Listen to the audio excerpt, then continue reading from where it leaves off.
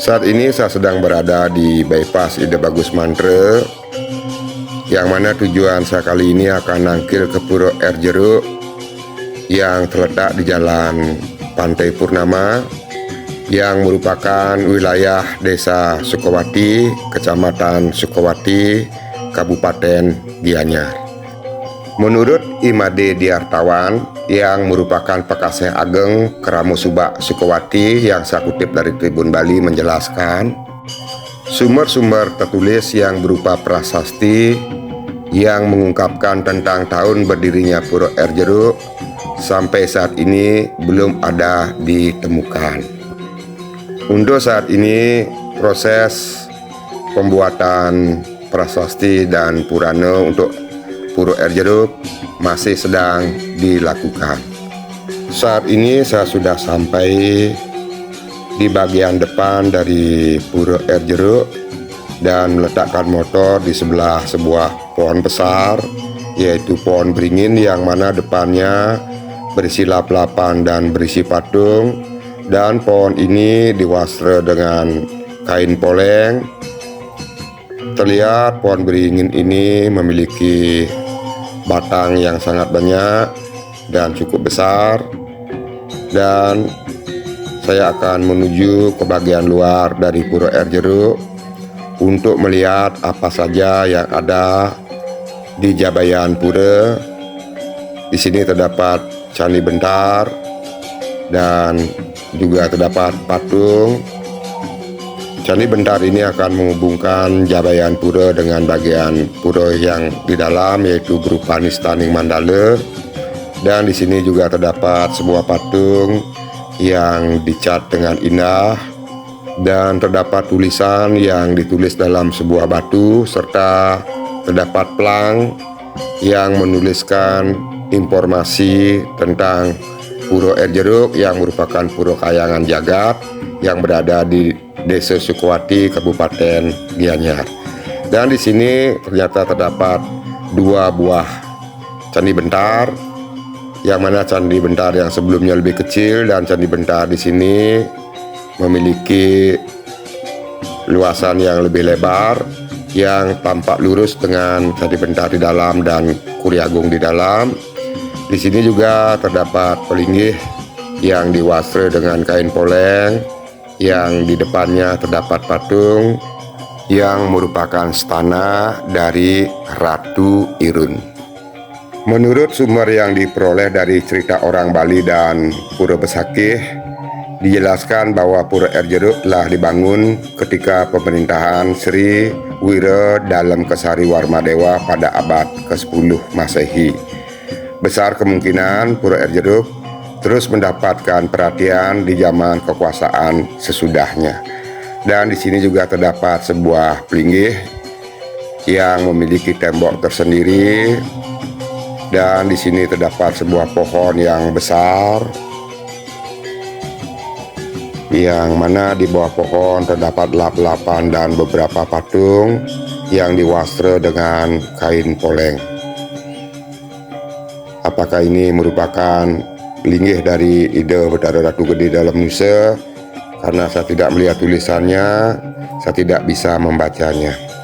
Dan pemandangan alam di sekitaran Puro Air Jeruk memang sungguh sangat indah, karena latar belakangnya adalah sawah dan kebun, serta terlihat pantai atau laut yang luas.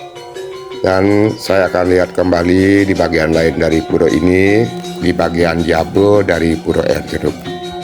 Ketika Bali dipimpin oleh raja dari keturunan dinasti Warmadewa, yakni Udayana Warmadewa, yang memimpin pada abad ke-11 Masehi dan memposisikan Empu Kuturan sebagai Purohita, yaitu pendeta istana kerajaan beliau. Empu Kuturan sendiri secara tradisi diakui sebagai tokoh yang memperkenalkan Sat Kayangan yang ada di Bali. Dan beginilah pemandangan alam di sebelah pura yang memberikan nuansa yang sangat indah dengan latar belakang laut yang ada. Empu Kuturan juga merupakan pengikrar dari konsep Trimurti yang ditransformasikan ke dalam bentuk bangunan Kahyangan 3 di Desa Adat Pekraman yang ada di Bali.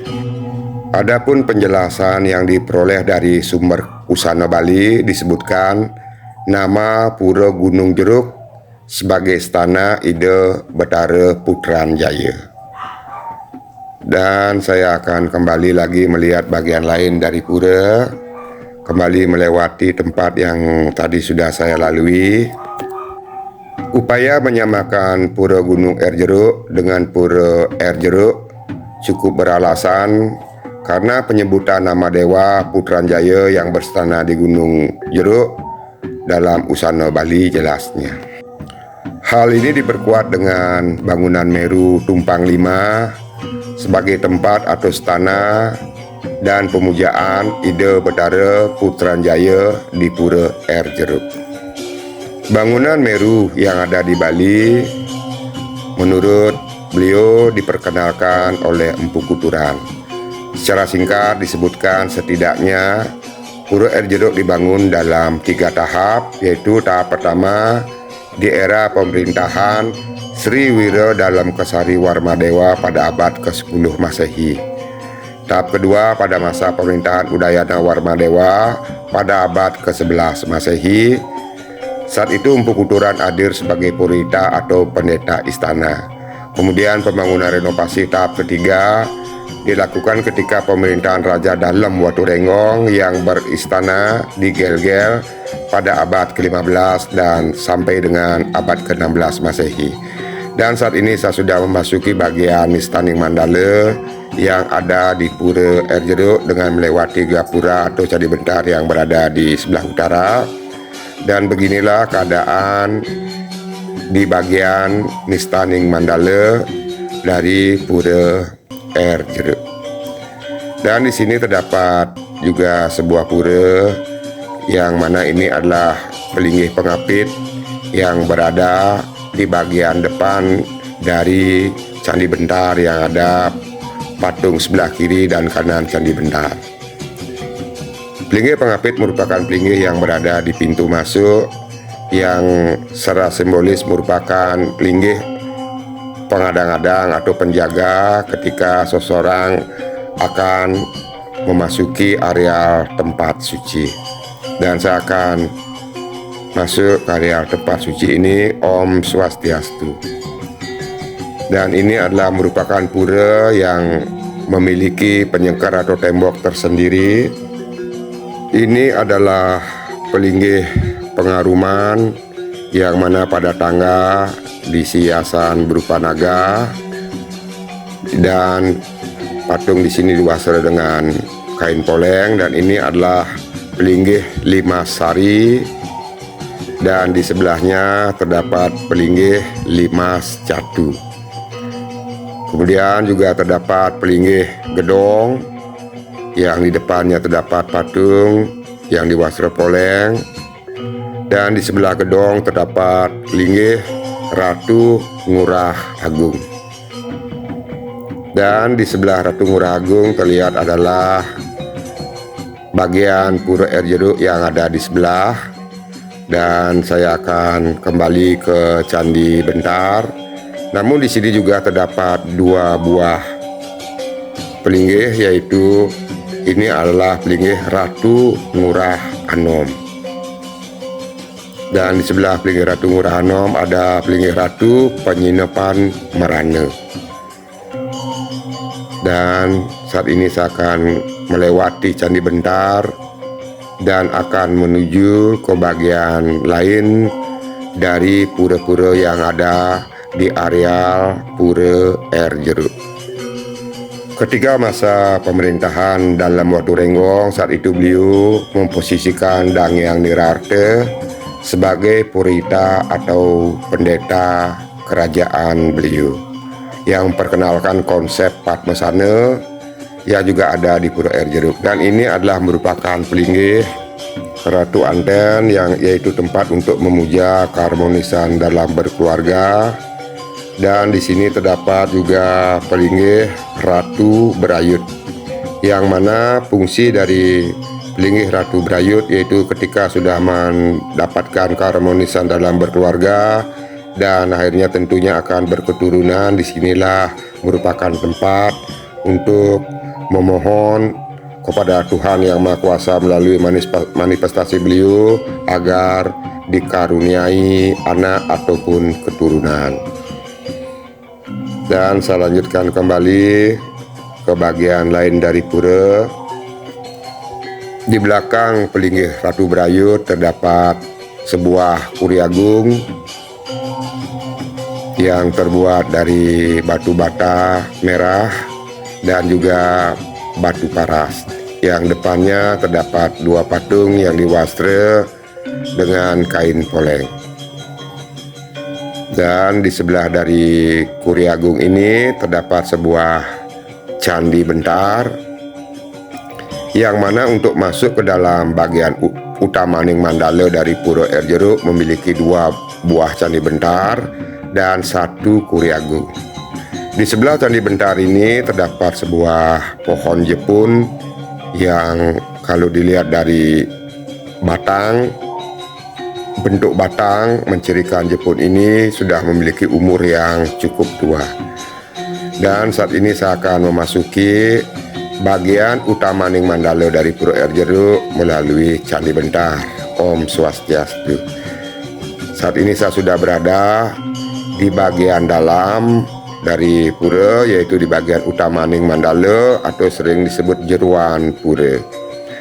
Di jeruan pura ini terdiri dari beberapa pelinggih dan juga terdapat sebuah pohon yang sangat besar, dan saya akan mencoba membaca tulisan-tulisan yang ada di pelinggih-pelinggih yang ada di pura, sehingga nantinya yang menonton bisa mengetahui apa saja yang disentanakan di Pura Air Jeruk. Dan di sini juga terdapat patung yang diwastra kain poleng. Juga terdapat sebuah pelinggih yang berada dalam sebuah tembok penyengker atau tembok pembatas. Walaupun sama-sama berada di area utama Ning Mandala, namun memiliki tembok pembatas tersendiri dan memiliki candi bentar. Ini adalah pelinggih Sanghyang Sabta Patala. Dan di sebelah dari pelinggih Sabta Patala adalah merupakan pelinggih Ratu Ngurah Agung, yang mana pelinggih ini berbentuk seperti tugu. Dan di sebelah pelinggih Ratu Ngurah Agung terdapat sebuah pelinggih, yaitu pelinggih Ratu Saluang, yang dicirikan dengan adanya kepala menjangan yang berada di depan pelinggih. Ini adalah kepala menjangan. Dan di sebelah dari Ratu Saluang merupakan linggih dari Ida Batara Putranjaya, yaitu Ida yang bersentana di Gunung Agung, yang mana pelinggih ini berbentuk meru tumpang lima, dan di depannya terdapat bedawang nala dan naga yang mengikat dari benawang nala tersebut, yang memiliki filosofi ketika bedawang nala bergerak akan menimbulkan goncangan sehingga diikat oleh dua ekor naga agar bumi ini bisa stabil.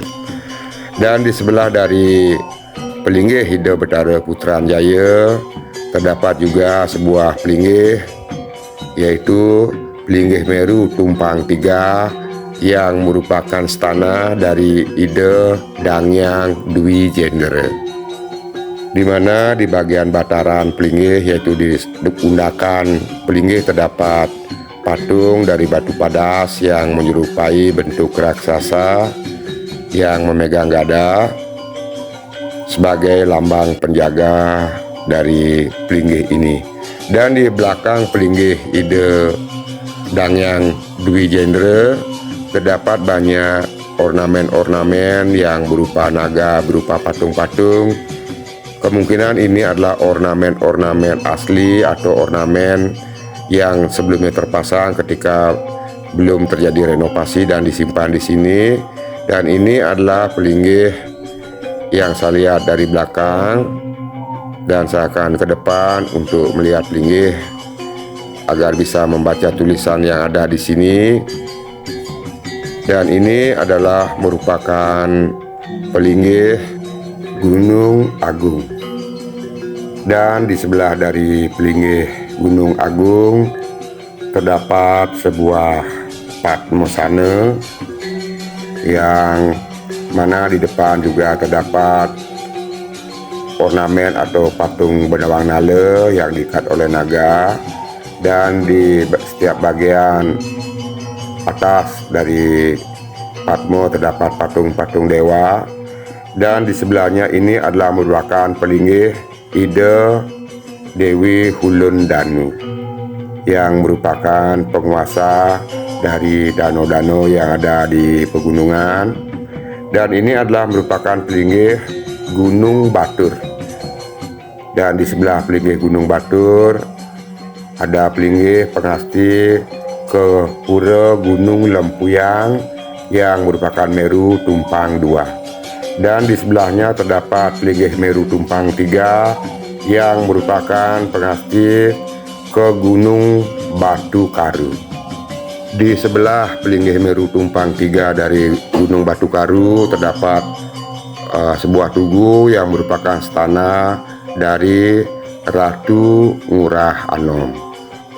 Beginilah keadaan pelinggih-pelinggih yang berada di jeroan, yaitu di bagian utamaning mandala dari Pura Kayangan Jagat Pura Erjeruk, yang merupakan pelinggih-pelinggih penyawangan atau pengasti dari pura-pura besar yang ada di Pulau Bali seperti Gunung Agung, Gunung Batur, Gunung Lempuyang, Gunung Batu Karu, dan juga ke Danau Ido yang bersentana di danau juga dibuatkan pelinggih pemujaan di Pura Erjeruk.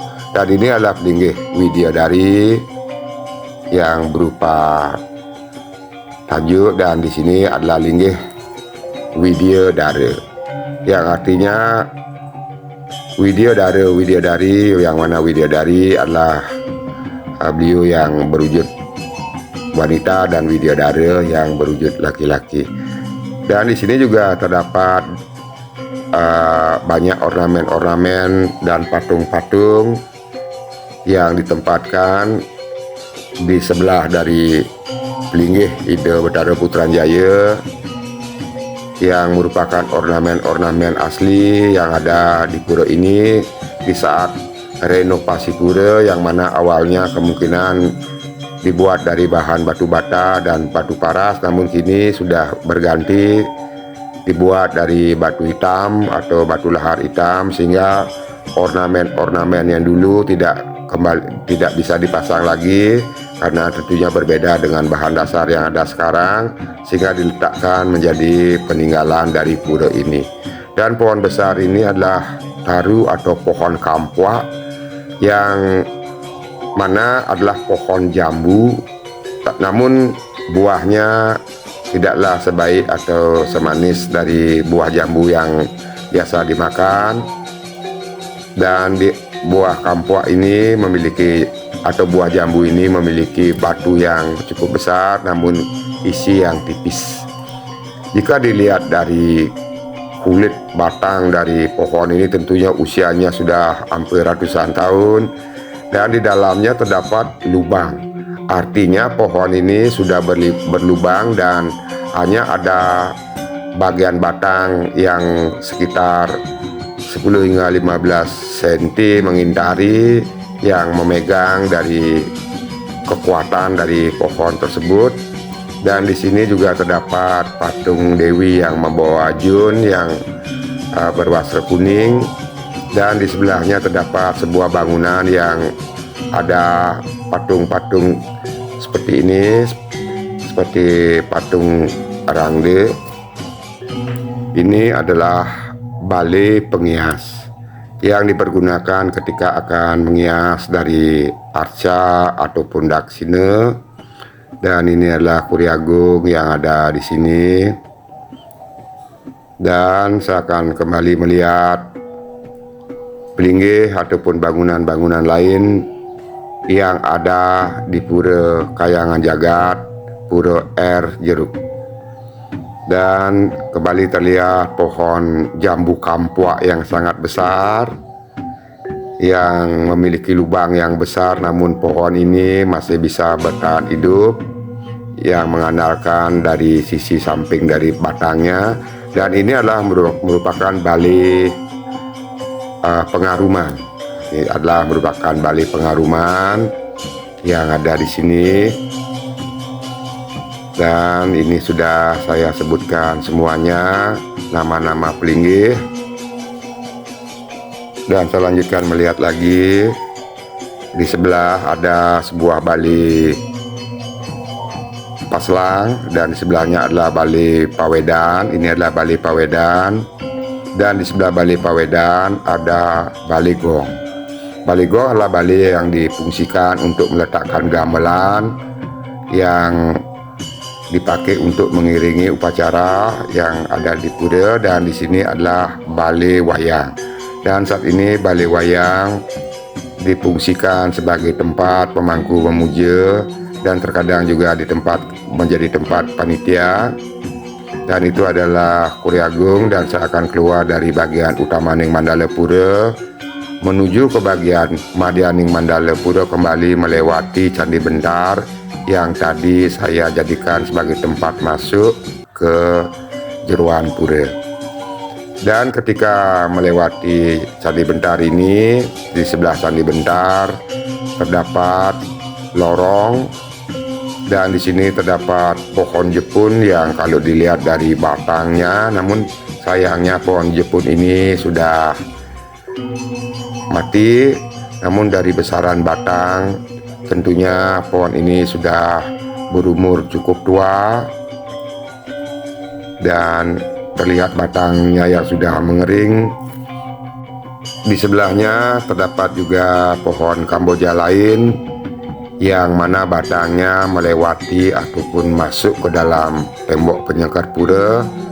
Dan pohon Kamboja ini pun memiliki batang yang sangat besar, dan dari lekukan-lekukan yang ada di batangnya terlihat sangat artistik dan menembus ke bagian luar melalui tembok penyangkar yang ada di pura.